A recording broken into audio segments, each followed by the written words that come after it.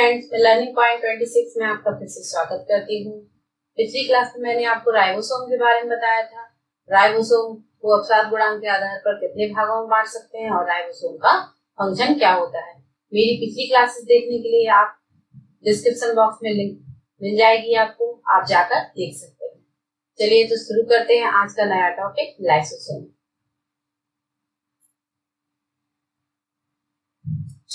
Lysosome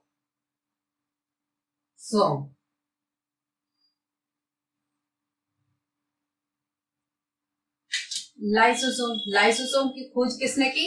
D Dubey ने। कौन से साल में की? 1955 में। कौन से साल में? 1955 में। और 1974 में इस खोज के लिए इनको नोबेल प्राइज दिया गया। नोबेल प्राइज दिया गया। अब लाइसोसोम जो होता है दो भागों से मिलकर बना होता है। Lyso plus Soma. तो लाइसो का अर्थ क्या होता है? डाइजेस्टिव और सोमा बॉडी। तो यानी बॉडी में पाए जाने वाले ऐसा अंग जो डाइजेशन में हेल्पफुल होता है।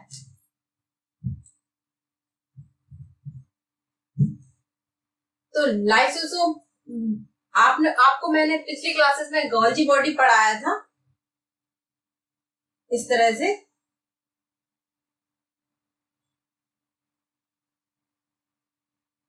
गोल्जी बॉडी पढ़ाया था। गोल्जी बॉडी में ये क्या होते हैं? वेसिकल्स होते हैं।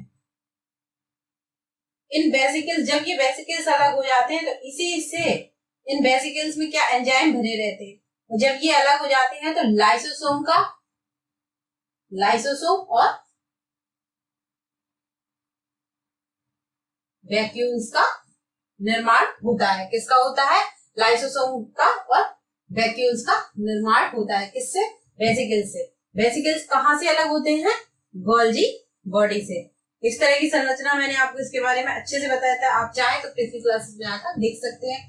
तो गोल्जी बॉडी जो है, गोल्जी बॉडी में जो वेसिकल्स होती हैं तो ये राउंडेड शेप जो होती है अलग होती हैं इससे। तो इससे क्या बनता है? इनमें एंजाइम भर जाते हैं और ये सेपरेट हो जाती है। तो ये लाइसोसोम और वैक्यूल्स का निर्माण करती हैं। तो लाइसोसोम एक कैसी रचना है? राउंडेड, डबल लेयर्ड होती है। कैसी होती है? Double layered. इसमें प्रोटीन, एंजाइम, इसमें कई तरह के एंजाइम पाए जाते हैं। और ये कहाँ पाई जाती है? ये सेल है, मान लो सेल में ये लाइसोसोम है। अब लाइसोसोम जो होता है, लाइसोसोम जैसे कि आपने देखा कि डाइजेस्टिव, मैंने आपको बताया कि डाइजेस्टिव एंजाइम या इसमें पाए जाते हैं। तो लाइसोसोम का फुल फॉर्म से ही स्पष्ट हो रहा है कि डाइजेस्टिव बॉडी, यानी बॉडी में डाइजेशन में हेल्पफुल करता है बॉडी में। अब लेकिन किस तरह के डाइजेशन में हेल्पफुल करता है ये? जो लाइसोसोम होता है तो इसमें बहुत सारे एंजाइम पाए जाते हैं जो प्रोटीन के पाचन में भी मदद करते हैं, कार्बोहाइड्रेट के,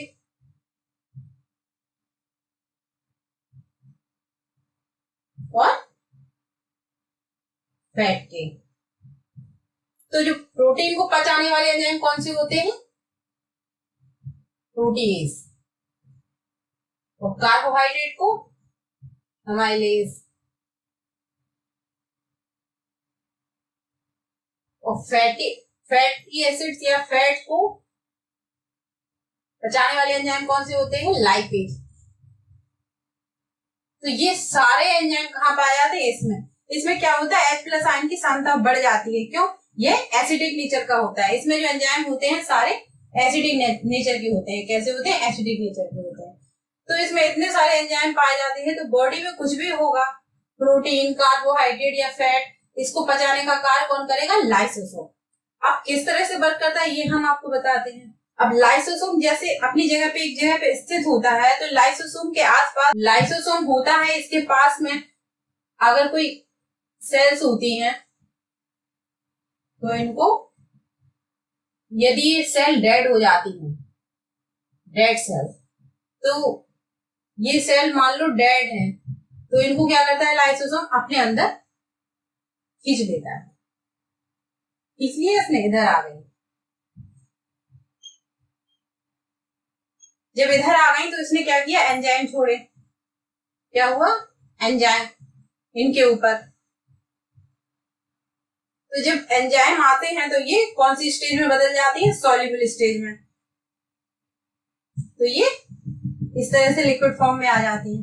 अब ये लाइसोसोम या तो अपने आप से बाहर निकाल देता है सेल्स में, लेकिन जब ये राख के फॉर्म में बाहर निकलती हैं या एक तरीके से एक्सक्रीटरी सब्सटेंस होता है तो बाहर निकलती हैं, तो ये बॉडी को हार्मफुल नहीं होती है और ये बाहर सेल्स में आ जाती है। तो ये प्रोसेस लाइसोसोम की क्या कहलाती है, एपोप्टोसिस। कौन सी, एपोप्टोसिस। इसमें क्या करता है, ये डेड सेल्स जो होती हैं उनको अपने अंदर खींच लेता है लाइसोसोम और एंजाइम छोड़ता है। जब एंजाइम छोड़ता है तो ये सॉल्युबल स्टेज में आ जाती है। सॉल्युबल स्टेज में आकर के ये राख का फॉर्म ले लेती है और यह एक्सक्रीटरी सब्सटेंस के रूप में बाहर निकाल दी जाती है। तो लाइसोसोम ने क्या किया, अपना फंक्शन किया। किसी भी तरह की डेड सेल्स इसके आसपास रहेगी या इससे दूर होगी तो इसका यही कार्य होगा और ये इसको डाइजेस्ट कर देगा, यानी पाचन की क्रिया इसकी बहुत ही मजबूत होती है क्योंकि इसमें बहुत सारे एंजाइम पाए जाते हैं। अब लाइसोसोम का एक और फंक्शन है। लाइसोसोम का जो फंक्शन होता है दूसरा क्या है कि लाइसोसोम, अगर ये लाइसोसोम है इसके आसपास मान लो ये ऑर्गन्स पाए जा रहे हैं। कौन से ऑर्गन है, माइटोकॉन्ड्रिया। अब माइटोकॉन्ड्रिया क्या है ये, तो हर ऑर्गन की एक लाइफ टाइम होता है कि ये इतने दिनों में कोई भी, जैसे आरबीसी है, आरबीसी का एक लाइफ टाइम होता है कि इतने दिनों में ये नष्ट हो जाएंगे, डिस्ट्रॉय हो जाएंगे। तो इनको मरना तो है ही, लेकिन अगर ये बॉडी में रहेंगे तो ये हमारे लिए नुकसानदायक होती है। तो इसी तरह से माइटोकॉन्ड्रिया है, कोई भी ऑर्गन है, अगर इसका टाइम हो गया या ये डेड हो गया तो इसने क्या किया, लाइसोसोम ने अपने अंदर ले लिया इसको। अब ये सारे माइटोकॉन्ड्रिया इसके अंदर आ जाते हैं तो ये क्या करता है, एंजाइम देता है।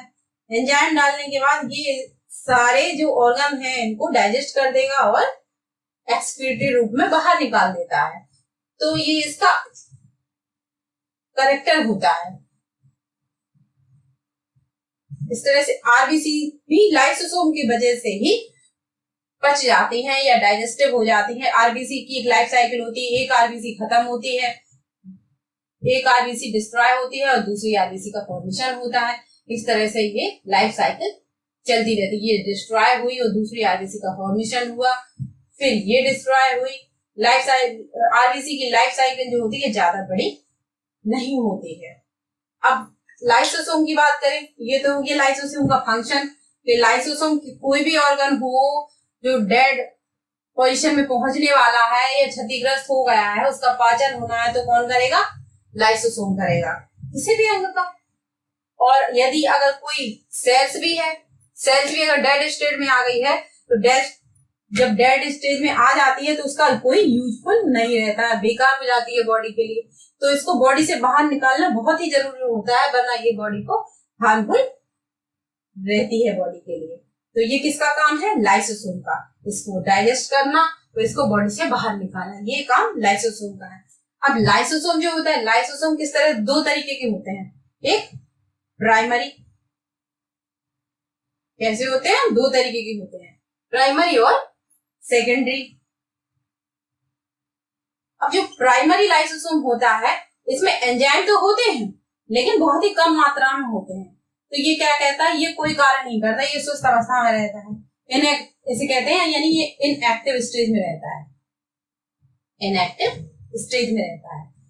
अब जब इसमें एंजाइम की मात्रा बढ़ती जाती है, ये साइज में बड़ा हो जाता है, एंजाइम की मात्रा बढ़ती है और ये क्या करता है, जब यही लाइसोसोम इस तरह से ये फेगोसाइट्स से,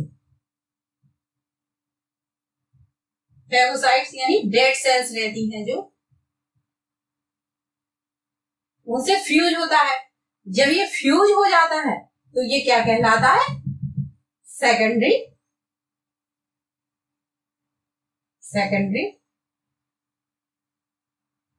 लाइसोसोम। तो क्या हुआ, जब प्राइमरी लाइसोसोम जो है वो इनएक्टिव स्टेज में है। इसमें एंजाइम जो रहते हैं बहुत कम मात्रा में रहते हैं, लेकिन जब एंजाइम की मात्रा बढ़ने लगती है, इसका साइज बढ़ने लगता है और यह फेगोसाइट सेल्स जो रहती हैं यानी डेड सेल्स जो रहती हैं उनसे फ्यूज हो जाता है। फ्यूज होकर के यह सेकेंडरी लाइसोसोम बनाता है, यानी इसको यह डाइजेस्ट कर देता है। तो ये अपनी प्रोसेस में आ जाता है। तो ये क्या कहलाता है?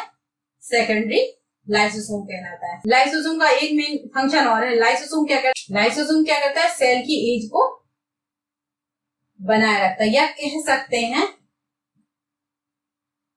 लाइसोसोम जो होता है किसी भी सेल को बूढ़ा होने से रोकता है। कैसे? इस तरह से कोई भी डेड सेल्स या ऑर्गन, डेड सेल हो या ऑर्गन हो, उसका डाइजेशन करता है तो क्या होती है? डेड सेल जल्दी से खराब नहीं होती है या सेल बूढ़ी नहीं होती या उसका फंक्शन बना रहता है। ये इसका कार्य है लाइसोसोम का। इस तरह से आपने लाइसोसोम को देखा। लेकिन लाइसोसोम की जब हमने बात की तो लाइसोसोम का आपने नाम सुना होगा। लाइसोसोम को क्या कहते? लाइसोसोम की जब आपने बात की और सुना तो लाइसोसोम को क्या कहते हैं?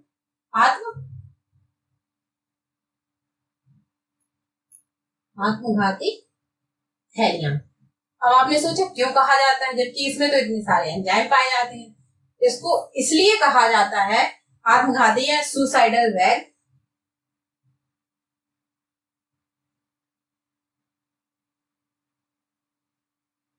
इसको सुसाइडल बैग इसलिए कहा जाता है लाइसोसोम को, जब लाइसोसोम जो रहता है, लाइसोसोम में एंजाइम की मात्रा अधिक रहती है और यह डाइजेशन में हेल्पफुल रहता है। लेकिन कैसी डाइजेशन? डेड सेल्स की या डेड ऑर्गन की। अब इसकी जो लेयर होती है ऊपर की, इसकी जो लेयर, ये डबल लेयर होता है, इसकी जो लेयर होती है, इस लेयर को मान लीजिए ये ऑर्गन है, इसने इसको क्षति पहुंचा दी, तो ये क्या करेगा? इस सेल को, यही ऑर्गन को, ये लाइसोसोम जो है, इस लाइसोसोम इस ऑर्गन को डाइजेस्ट या इस सेल को डाइजेस्ट कर लेगा। उसकी थैली में जगह जगह डैमेज आ जाएंगे। जब डैमेज आ जाएंगे तो क्या होगा? ये अपने आप फट जाएगा। जब ये फटेगा तो इसमें बहुत सारे एंजाइम है, तो एंजाइम कोई भी ऑर्गन को फिर नहीं देखेगा कि ये डेड है या सही एंजाइम या सही ऑर्गन है, उसको डाइजेस्ट कर देगा। इस तरह से किसी भी व्यक्ति की मृत्यु हो जाती है। ज्यादातर यह जो लाइसोसोम रहता है कहाँ पाया जाता है? लाइसोसोम ज्यादातर एनिमल सेल्स में पाया जाता है, लीवर सेल में या पेनक्रियाटिक सेल में। लेकिन कहीं कहीं जो साइंटिस्ट थे, पीमटाइल साइंटिस्ट ने 1964 में लाइसोसोम को न्यूरोस्पोरा नामक फंगाई में देखा और इन्होंने इसके प्रमाण भी दिए थे। तो इस तरह से लाइसोसोम के बारे में आपने जाना कि लाइसोसोम में क्या क्या होता है और लाइसोसोम किस तरह से वर्क करता है और क्या क्या कहा जाता है। सेल के लिए कितना इंपॉर्टेंट पार्ट होता है लाइसोसोम। अब हम बात करते हैं वैक्यूल्स की। Vacuoles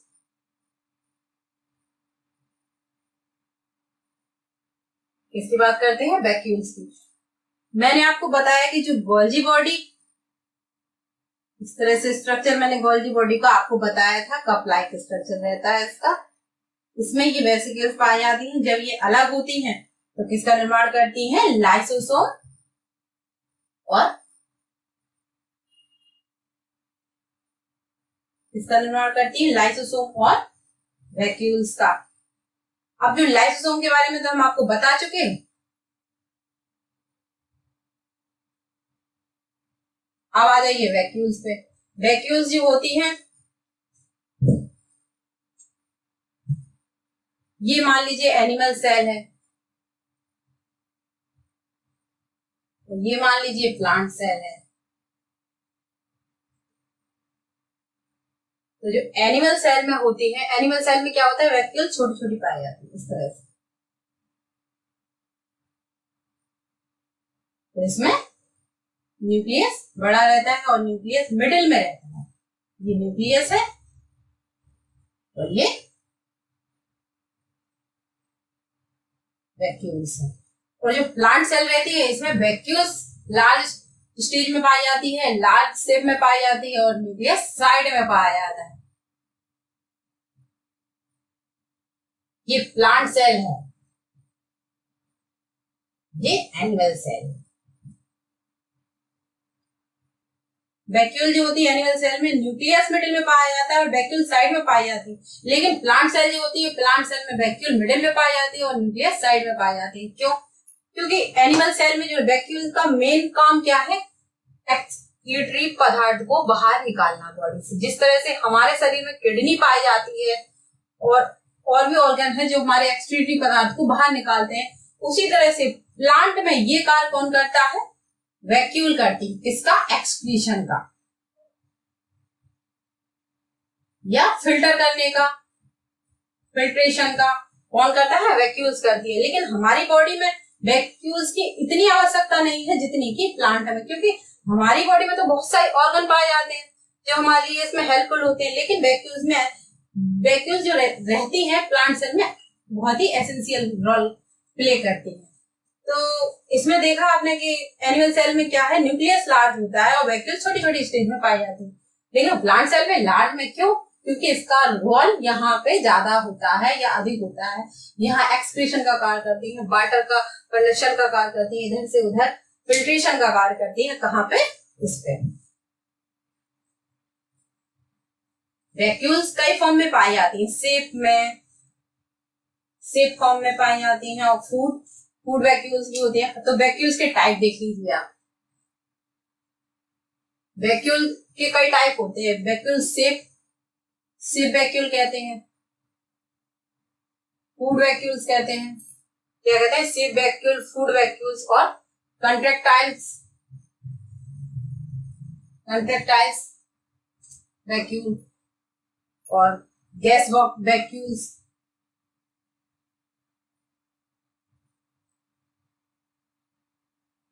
gas vacuole. अब सेप वैक्यूल, जब हम किसी पेड़ को कट करते हैं, पेड़ का ये तना होता है, यहाँ जब हम कट करते हैं, तना है ये, मान लीजिए ये पेड़ है,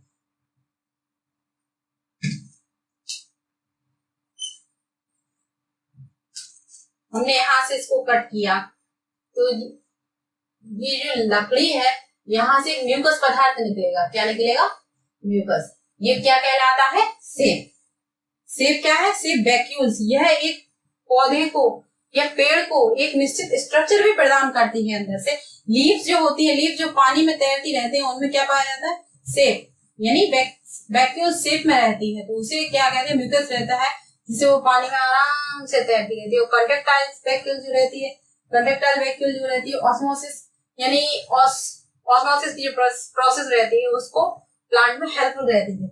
इससे गैस वैक्यूल्स रहती है, इसका भी बहुत ही यूज है। और जो गैस वैक्यूल्स रहती है, इस गैस वैक्यूल्स की वजह से ही साइनोबैक्टीरिया आपको देखने को मिलते हैं हवा में। कहाँ? और जो गैस वैक्यूल्स साइनोबैक्टीरिया पाई जाती है। और फूड वैक्यूल्स किसमें पाई जाती है?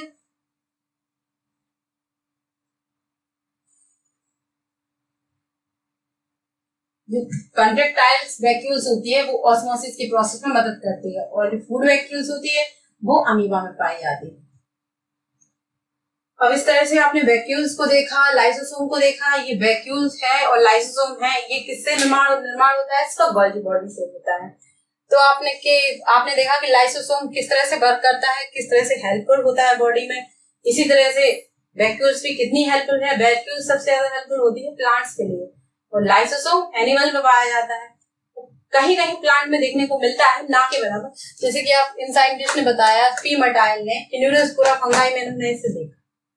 तो लाइसोसोम जो है आत्मघाती की थैलियां कहलाते हैं, लेकिन उनका फंक्शन बहुत ही अच्छा रहता है, क्योंकि ये हमारे शरीर में जितने भी अपशिष्ट पदार्थ हैं एक तरीके से उनको यह डाइजेस्ट कर देता है और शरीर से बाहर निकाल देता है। इसी तरह से वैक्यूल्स क्या करती है? वैक्यूल्स प्लांट की एक्सक्रीटरी पार्ट को बाहर निकालने में मदद करती है, प्लांट्स को एक सेप प्रदान करती है। इसमें एक चिपचिपा पदार्थ रहता है। तो फिर कल मिलते हैं दोस्तों इसी चैनल पे, इसी समय पे, नए टॉपिक के साथ। तब तक के लिए गुड बाय दोस्तों।